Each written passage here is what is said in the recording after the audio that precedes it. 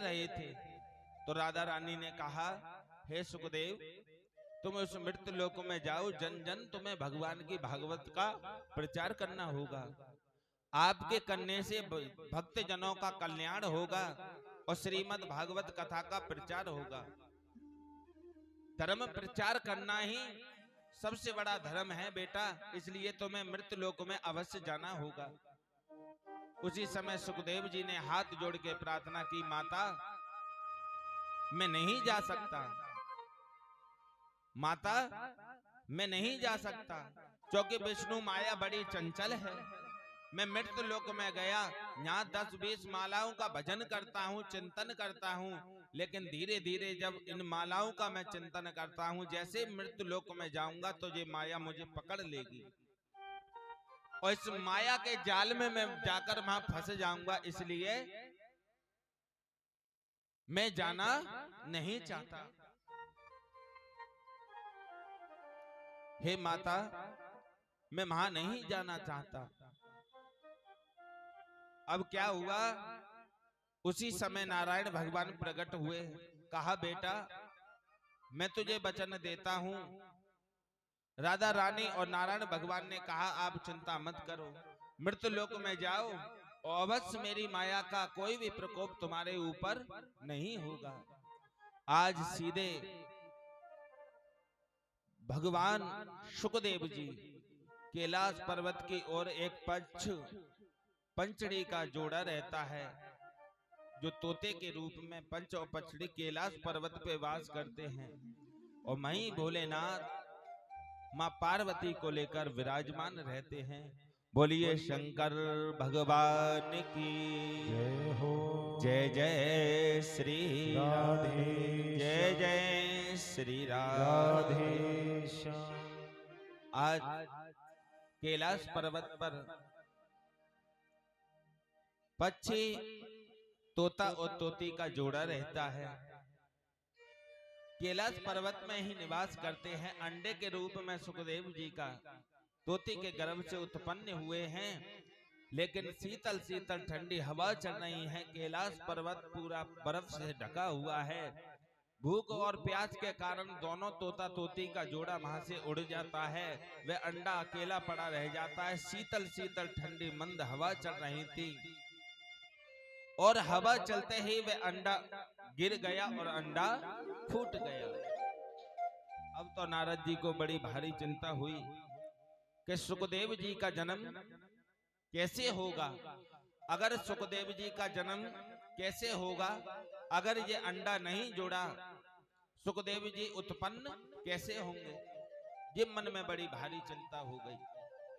तो एक बात मैं आपको बताऊं,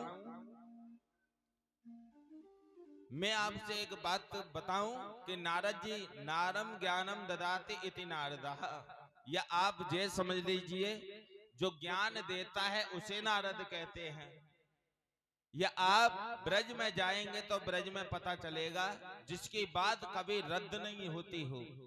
नारद जी का स्वभाव है, जिस चेले के कान में मंत्र फूका है उसे अवश्य भगवान मिले हैं। ध्रुव जी को नारद जी ने कान में मंत्र दिया तो भगवान की प्राप्ति हुई। प्रहलाद जी को भगवान नारद ने उनको मंत्र दिया भगवान का, तब भी उन्हें भगवान की प्राप्ति हुई।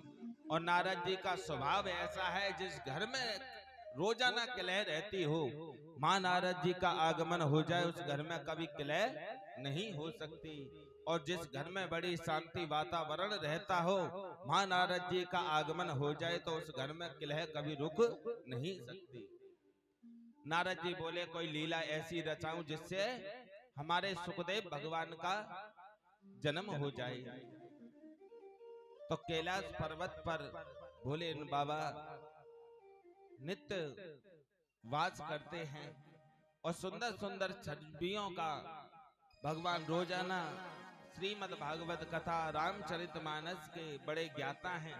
क्योंकि राम भगवान शिव स्वयं राम को अपना गुरु मानते हैं और राम स्वयं शंकर जी को अपना गुरु मानते हैं।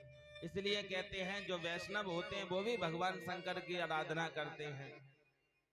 जो स्मार्ट होते हैं तब भी वो भी भगवान नारायण की भी उपासना करते हैं। जो व्यक्ति भगवान शंकर की पूजा करता है लेकिन राम जी को प्रणाम नहीं करता, वह पूजा सफल नहीं होती। जो राम को मानता है वह शंकर को नमन नहीं करता, तब भी पूजा उसकी सफल नहीं होती। इसलिए वे दोनों के ही एक दूसरे आराध्य हैं। और भोले बाबा तो भैया इतने हैं, आप गोपाल जी का श्रृंगार करो, पूजा करो, चिंतन करो, तो बहुत सामग्री की जरूरत है। और भोलेनाथ बड़े दयालु हैं, जो जैसा वर चाहे, जैसी भी आराधना करे, भोले बाबा प्रसन्न हो जाते हैं। भस्मासुर ने भोलेनाथ को प्रसन्न करने के लिए तप किया और तप करके भोले बाबा का बड़े प्रसन्न हुए कि भक्त है मेरा, राक्षस हुआ तो क्या हुआ, है तो मेरा भक्त। भोले बाबा प्रकट हुए, कहा मांगो, क्या मांगना चाहते हो? बोले महाराज मुझे तो अमृत का ही वरदान दो। भोलेनाथ कहने लगे, कैसी बात करते हो, तुम मेरे भक्त भी हो, लेकिन आप अमृत का महत्व मांग रहे हो, ये तो देवताओं के लिए प्रदान है। जिसने इस मृत्यु लोक में जन्म लिया है उसे एक ना एक दिन तो जाना ही पड़ेगा, इसलिए इसको वरदान को मत मांगो। भस्मासुर बोला, महाराज क्या करूं, आप ऐसा ही वर मुझे दे दीजिए जिसके सर पर हाथ रखूं वो ही भस्म हो जाए। भोलेनाथ ने एक भी मन में विचार नहीं किया, उसको वर दे दिया। अब भस्मासुर के मन में अभिमान आ गया, बोला अगर और किसी ने भी इसकी तप किया ये तो बहुत जल्दी वैसे ही प्रसन्न हो जाता है, ना रहेगा बांस न बजेगी बांसुरी, ये किसी और को वर दे, चाहिए ना पहले भस्म कर दो। मन में विचार कर लिया, ऐसा मन में विचार कर लिया, ये कहते हैं अभिमान। देखो मैंने कल भी बताया था, सतयुग में राक्षस का नाम था हिरण्यकश्यप, फिर त्रेता युग आया, उसमें 3 अक्षर का नाम पड़ा जिसका नाम था रावण। द्वापर युग आया, उसमें राक्षस कौन था? कंस। द्वापर युग में 2 अक्षर का रहा, और अब कलयुग चल रहा है, उसमें 1 अक्षर का ही नाम हो गया राक्षस का, वो है मैं, अहंकार।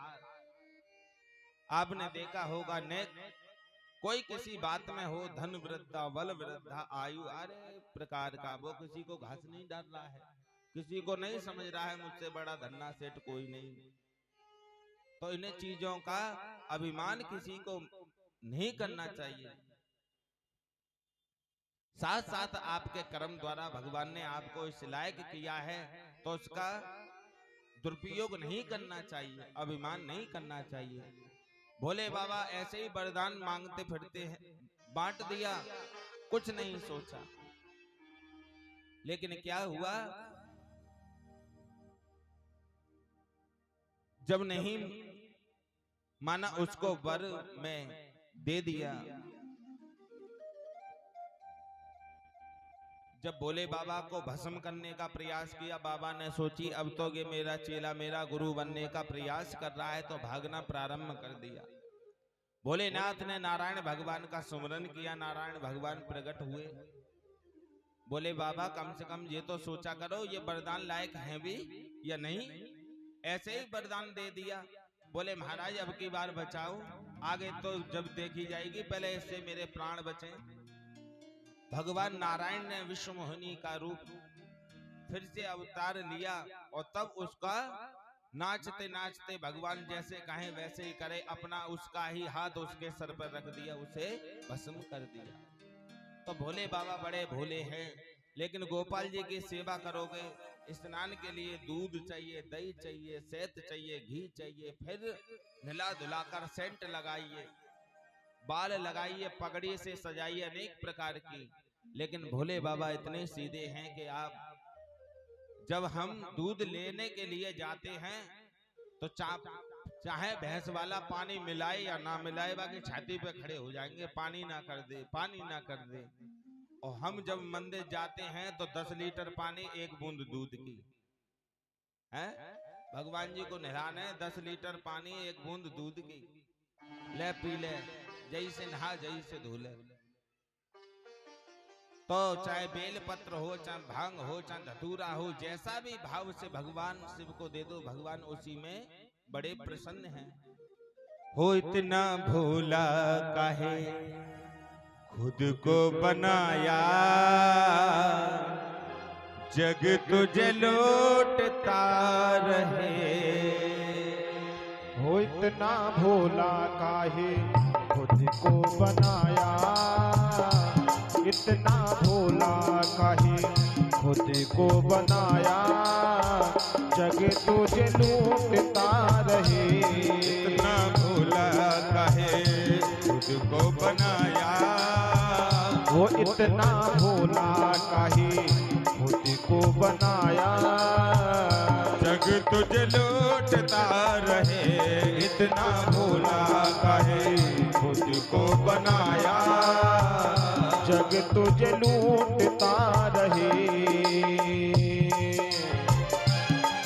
ताली बजाते हुए जय हो।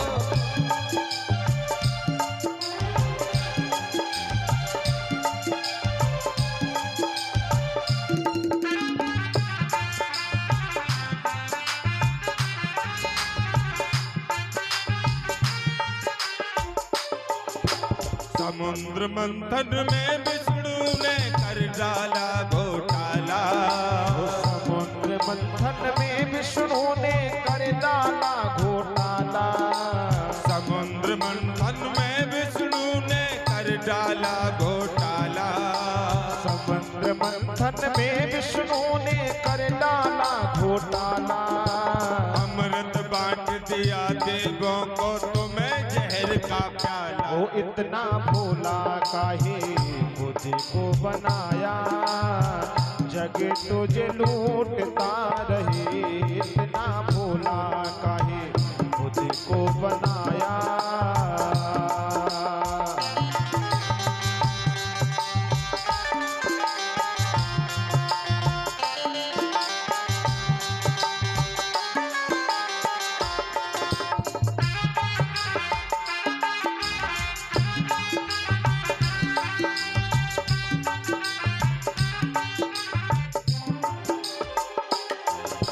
बना दिया ब्रह्मा को वेदों का ज्ञाता, लक्ष्मी संग जोड़ लिया विष्णु ने नाता। बना दिया ब्रह्मा को वेदों का ज्ञाता, लक्ष्मी संग जोड़ लिया विष्णु ने नाता। एक बने एक श्वेतांबर, एक पीतांबर, एक श्वेतांबर एक पीतांबर, एक श्वेतांबर एक पीतांबर, एक श्वेतांबर एक पीतांबर। तुमको दे दिया जय बागंबर, तुमको दे दिया बागंबर। एक बने सृष्टि के रचयिता, एक पालने वाला, एक बने सृष्टि के रचयिता, एक पालने वाला। अमृत बांट दिया देवों को तुम्हें जहर का प्याला। इतना काहे तुझे, इतना भोला काहे खुद को बनाया, जग तुझे लूटता रहे। इतना भोला काहे खुद को बनाया। ताली बजाते हुए जय हो।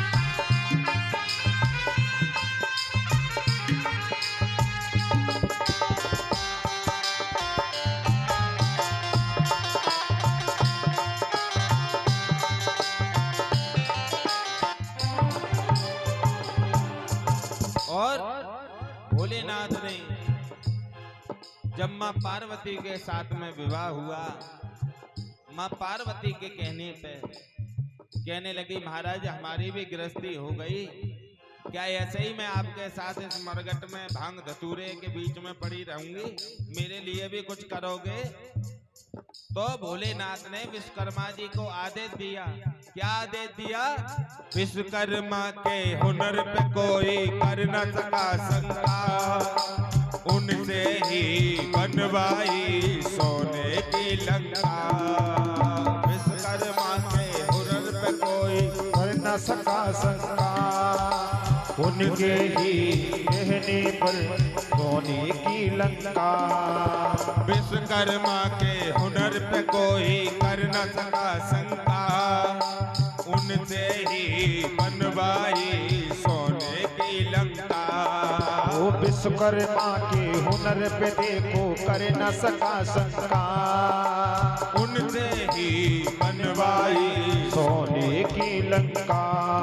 ना पाए उसके अंदर, रह न पाए उसके अंदर। कान में ले गया वो 10 कंदर, दान में ले गया वो 10 कंदर। जब विश्वकर्मा जी ने लंका को बनवा दिया तो गृह प्रवेश में रावण आए और दक्षिणा के बदले में रावण ने कहा भोलेनाथ आपकी लंका मुझे बड़ी प्यारी है, अगर कुछ देना चाहते हो दक्षिणा के बदले में तो मुझे एक ही चीज दे दो, ये मुझे लंका का दान दे दो। भोलेनाथ ने उसे दान दे दिया।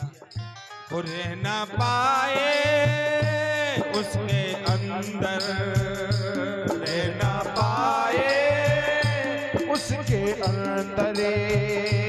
दान में ले गया वो 10 कंदर, वो दान में ले गया वो 10 कंदर। अपने पास कुछ नहीं रखा दान में सब दे डाला, वो अपने पास कुछ नहीं रखा दान में सब दे डाला। अमृत बांट दिया देवों को तुम्हें जहर का प्याला। वो इतना भोला काहे खुद को बनाया, जग तुम्हें लूटता रहे। इतना भोला काहे खुद को बनाया, जग तुझे लूटता रहे। जग तुझे लूटता रहे। बोलिए शंकर भगवान की जय हो। भोलेनाथ बाबा बड़े दयालु हैं, बड़े करुणा के सागर हैं, लेकिन नारद जी बोले मेरा तो ऐसा ही स्वभाव है। ज्ञान नारम ज्ञानम ददाति इति नारदः, जिसकी बात कभी रद्द नहीं हो उसे नारद कहते हैं। आज नारद जी ने सोचा कि एक बार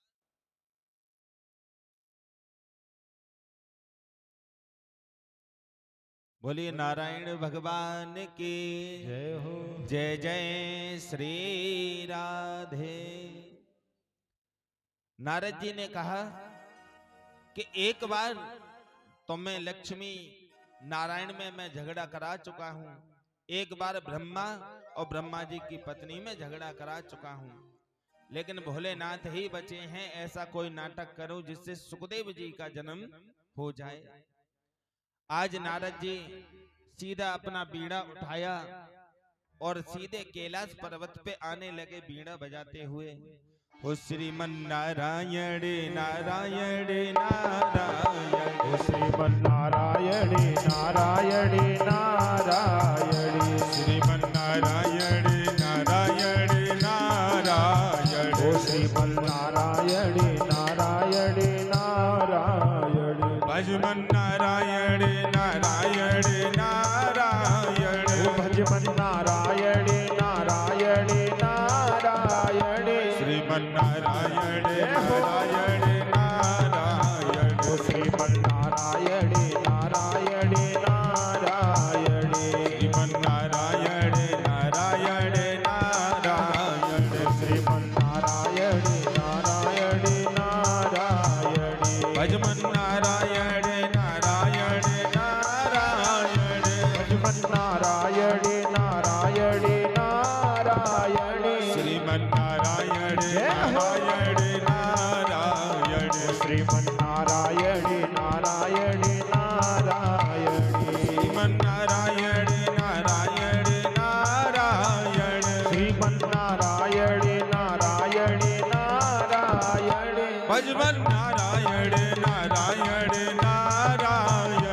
भजमन नारायणे नारायणे नारायणे सत्यनारायण नारायण नारायण ओ भजमन नारायणे नारायणे नारायणे श्रीमन नारायण नारायण नारायण ओ श्रीमन नारायणे नारायणे नारायणे भजमन नारायण नारायण नारायण ओ भजमन नारायणे नारायणे नारायणे। बोलिए शंकर भगवान की जय। आज कैलाश पर्वत पर नारद जी का आगमन हुआ। भोलेनाथ समाधि में लीन बैठे हुए हैं, एक गुफा में भगवान का चिंतन में लगे हुए हैं। मां पार्वती आसन डाल के अकेली विराजमान है, बैठी हुई हैं। नारद जी ने जाकर माता को प्रणाम किया, नमस्कार किया और बड़े आदर के भाव से मां पार्वती ने नारद जी का स्वागत किया, आसन को दिया, बिठाल दिया। मां पार्वती ने बड़े आदर पूर्वक के साथ में एक पात्र में लड्डू को दिया और कहा महाराज पाइए। नारद जी का बहुत स्वागत किया तो नारद जी बोले, मैया ने कहा नारद जी आजकल आपका कम हमारे कैलाश पर्वत पे आगमन हो रहा है, क्या बात है? तो नारद जी ने के मन में मुस्कुराने लगे, बोले मैया ने पहले ही पूछ लिया, अब मुझे आग लगाने के लिए थोड़ी जगह मिल चुकी है। तो उसी समय नारद जी बोले, मैया क्या बताऊं, ये संसार किसी की मत कहो, ये संसार बड़ा बनावटी है, लोग बड़े कपटी हैं,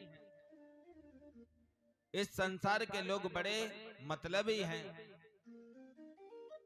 इसलिए माता मैं तो लोगों के साथ आना जाना वो हर भी मैंने कम कर दिया है। रोज रोज किसी के पास जाओ, किसी ना किसी की बात हो ही जाती है।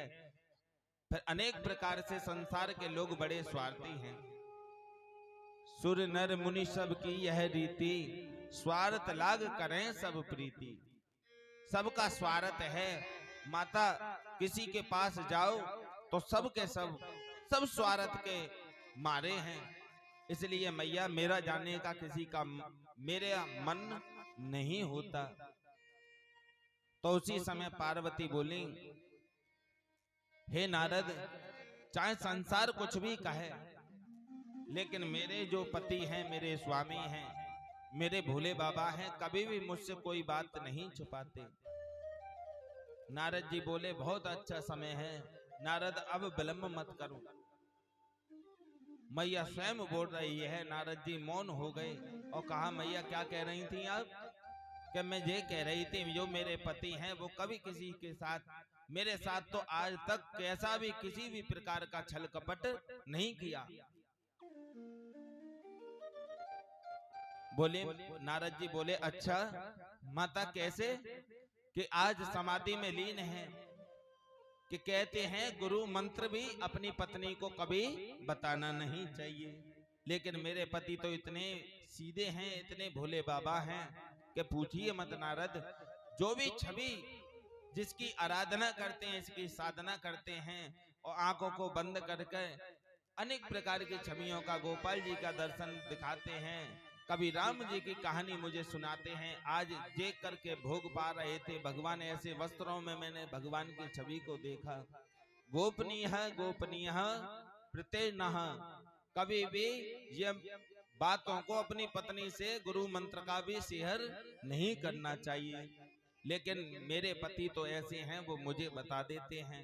चाहे संसार छल कपटी हो जाए, लेकिन मेरे पति कभी मुझसे छल कपट नहीं करते। नारद जी बोले, मैया छल कपट नहीं करते तो एक बात तुम्हें पता होगी, पता है या नहीं? पार्वती बोली, नारद पूछिए कौन सी? नारद जी बोले, मैया जो तेरे भोले बाबा हैं ना, जो हर समय मुंडों की माला पहन के रहते हैं, उसमें किसके मुंड लगे हैं ये तुम्हें पता है या नहीं? मैया खड़ी हो गई, चक्कर आने लगी। मैया कहने लगी, ये तो नारद जी मुझे पता नहीं। नारद जी बोले, और सुन मैया, तुझसे बाबा बहुत प्यार करते हैं, इसलिए अब तुझे आराम की जरूरत है। हमने देख लिया बाबा तुझे कितना प्यार करते हैं। जैसे ही पार्वती ने इन बातों को सुना, मैया का क्रोध के मारे ठिकाना नहीं रहा। अब तो मैया, पुराने समय में लोग कूप भवन बनाते थे। जब घर की पत्नी गुस्सा हो जाए तो उसमें जाकर बैठ जाए, समझ लो कि वह गुस्सा हो गई पति से। तो आज मां पार्वती ने अपने आभूषणों को उतार दिया, वस्त्रों को उतार दिया, जितनी भी सजी थी सबको उतार कर रख दिया। कूप भवन में निराश होकर मैया पार्वती जाकर बैठ गई। जब नारद जी का वहां से निकलना हो रहा था तो भोले बाबा मार्ग से आ रहे थे। तो नारद जी ने कहा, बाबा प्रणाम, तुमको मैया याद कर रही है। भगवान हंसने लगे और कहने लगे, नारद तुम्हारा काम, तुम हमारे कैलाश पर्वत पे आए हो तो मैया तो याद अवश्य कर रही हो गई। नारद जी सीधे वहां से कैलाश पर्वत से निकल ही आए हैं, लेकिन आज जब भोलेनाथ वहां पर बैठे हैं, पहुंचे हैं कैलाश पर्वत की ओर, मैया को कूप भवन में बैठे हुए देखा। शंकर जी ने कहा, देवी आप इतनी उदास क्यों हो? पार्वती रोने लगी और कहने लगी, स्वामी ऊपर से भी काले, अंदर से भी काले। शिव जी ने कहा, देवी काला तो वो होता है जो छल कपटी होता है, लेकिन मैंने तो तुम्हारे साथ ऐसा कोई छल और कपट नहीं किया। लेकिन आप बताओ मुझे ऐसा क्यों कह रही हो? मैंने तो तुम्हारे साथ कोई छल और कपट किया ही नहीं देवी, कृपा करके मुझे बताओ। तो कहने लगी, महाराज मैं आपसे एक बात पूछना चाहती हूं कि आपने जितने भी जो मुंडों की माला पहनी है, इसमें किस चीज के मुंड लगे हैं, जो किसके मुंड हैं? तुमने कभी मुझसे इस बात को बताया? तो भोले बाबा हंसने लगे और कहने लगे, देवी तुम्हें पता है कि तेरा स्मरण में कभी जीवन में नहीं भूलूंगे, तेरे ही मुंडों की माला है।